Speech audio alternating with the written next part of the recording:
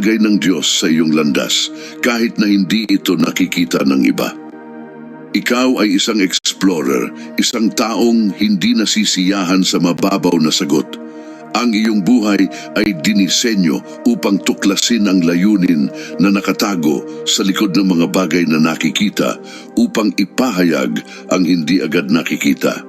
Ipinagkaloob sa iyo ng Diyos ang isang matibay na kalooban, hindi matinag na determinasyon at isang malinaw na layunin.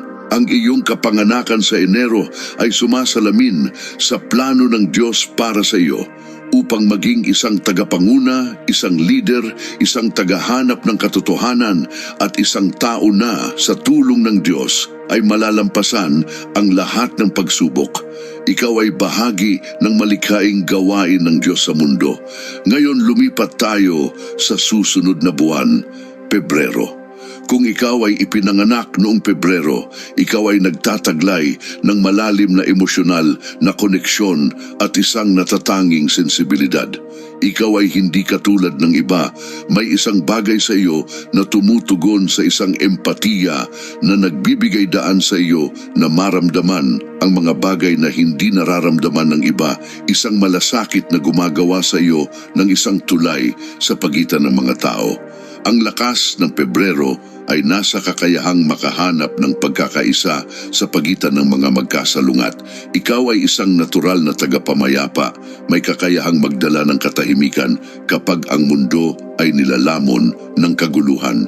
Ang mga ipinanganak sa Pebrero ay natatangi dahil sa isang sensibilidad na nagpapakita sa mga paraang hindi lubos na uunawaan ng marami. Ang iyong pagiging malikhain ay nagsisilbing daluyan upang ipahayag ang mga matinding damdaming taglay mo.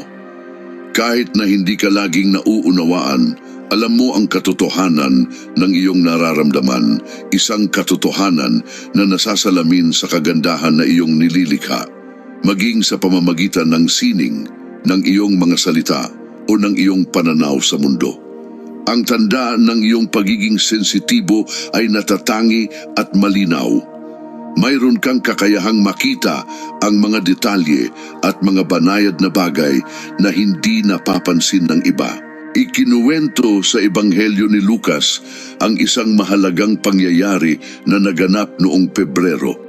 Nang dumating ang oras para sa kanilang paglilinis ayon sa batas ni Moises, dinala nila si Jesus sa Jerusalem upang iharap siya sa Panginoon. Si Jesus, ang anak ng Diyos, ay iniharap sa templo noong Pebrero 2. Ang gawaing ito ay hindi lamang isang seremonya, kundi isang pagtatalaga, isang pag-aalay sa Diyos. Si Maria at Jose, sa isang gawain ng kalinisan at pagsunod, ay inialay si Jesus sa Diyos sa templo. Kung ang iyong kaarawan ay Pebrero 2, ang iyong buhay ay puno ng kabanal-banalang pangyayaring ito. Ikaw ay pinagkalooban ng isang misyon, isang tawag upang italaga ang iyong buhay sa isang bagay na higit pa sa iyong sarili. Hindi ito isang pabigat, kundi isang karangalan, isang tanda na may mas makapangyarihang mga puwersa na gumagalaw sa pamamagitan mo. Madalas ipakita sa kasulatan kung paano pumipili ang Diyos ng mga taong may dalisay na puso upang maisakatuparan ang kanyang mga plano. Si Samuel, isang propeta na isinilang mula sa isang pangako, ay inialay sa banal na paglilingkod mula sa kanyang pagkabata. Ang kanyang ina, si Hana, matapos manalangin ng taimtim para sa isang anak, ay inialay siya sa Panginoon. Buong pusong itinatalaga si Samuel sa paglilingkod sa Diyos. Lumaki si Samuel sa ilalim ng pangangalaga ng Diyos at naging isa sa mga pinakamaimpluwensyang hukom at propeta ng Israel.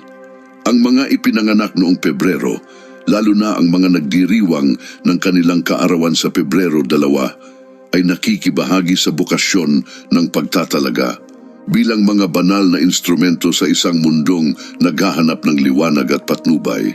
Mula pagkabata, Samuel, naramdaman mo na ang dakilang layuning humuhubog sa iyo. Minsan, maaaring mahirap itong maunawaan, ngunit ang iyong dedikasyon at kalinisan ang gagabay sa bawat hakbang ng iyong buhay. Ang pagiging ipinanganak noong Pebrero ay nangangahulugang mamuhay sa pagitan ng dalawang